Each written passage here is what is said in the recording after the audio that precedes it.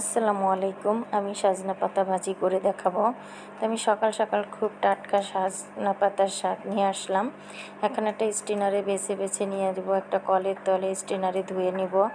ধোয়া হয়ে গেলে একটা কড়াইতে আমি পেঁয়াজ কুচি, রসুন কুচি, কাঁচামরিচ কুচি একসাথে একটু ভেজে নেব।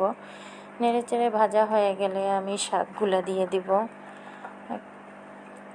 শাকগুলা দিয়ে আমি নাড়াচাড়া করতে থাকবো, পরিমাণ মতো লবণ দিয়ে নেড়েচেড়ে এভাবেই রান্না করতে হবে।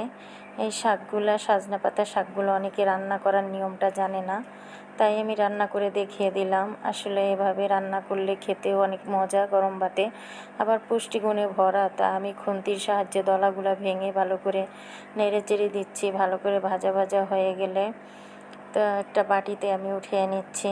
আমি এখন দুপুরে গরম ভাতের সাথে পরিবেশন করব। ভালো লাগলে আমার ভিডিওটা লাইক, কমেন্ট, শেয়ার করবেন। আল্লাহ হাফেজ।